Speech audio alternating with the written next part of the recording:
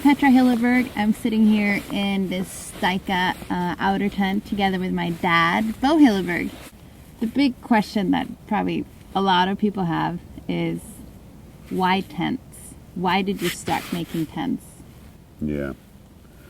I've always been interested in the outdoors, and I have a forestry education.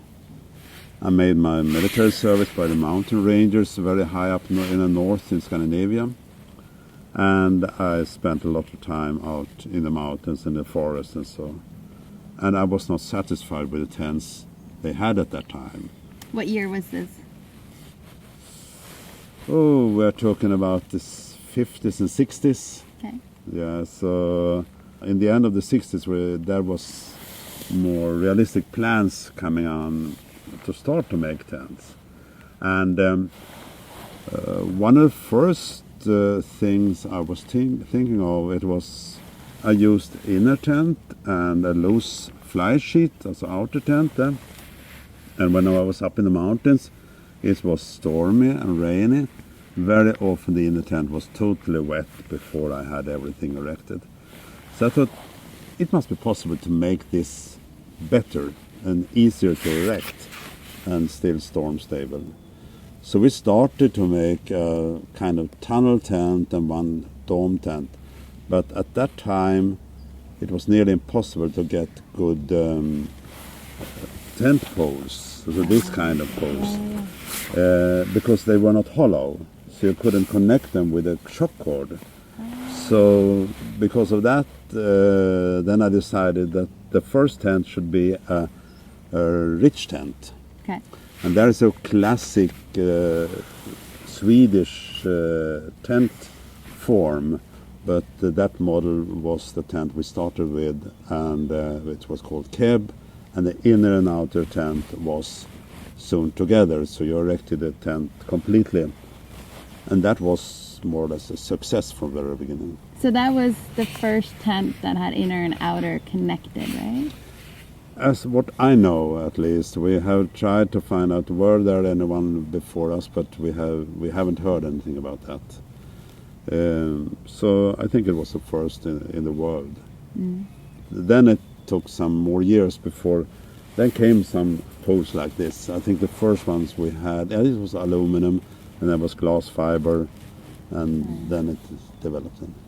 So then you went on with tunnel tents and continued on from there. Yeah. The first tunnel tents, they came in the end of the 70s for us, and 1981 we introduced the big success Keron. Didn't you have a funny story about one of the things that you tried with the foam block that didn't work so well? What was that?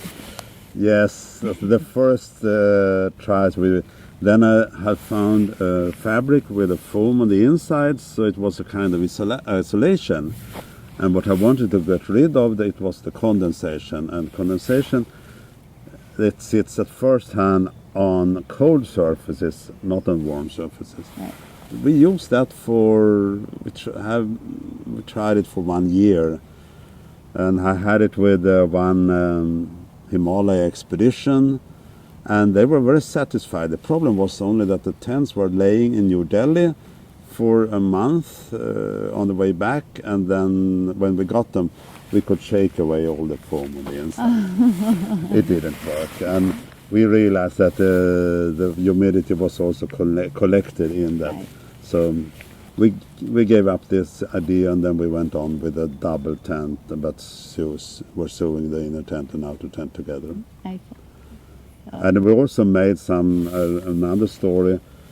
I tried to make a dome tent with this glass fiber poles who were not connected with a shock cord. And I had my Greenland dogs at that time, so I made a sled tour up in Jämtland, here where we live now. And we got a snowstorm, and I tried to erect the tent.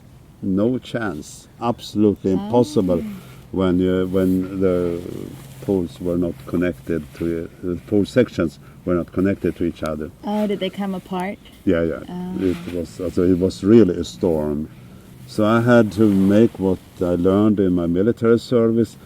I dig down a ditch in the snow and made space enough for me to sleep in there, and then put up my skis and things like that on top of that. So I was sleeping in the snow instead. There I decided to wait till there were shock cord, also poles with shock cords, Right. and it came later. Nice. But I have done a lot of crazy things here in the years and tested things who didn't work, but Right. that's another story. I got wet many times as well. I'm sure.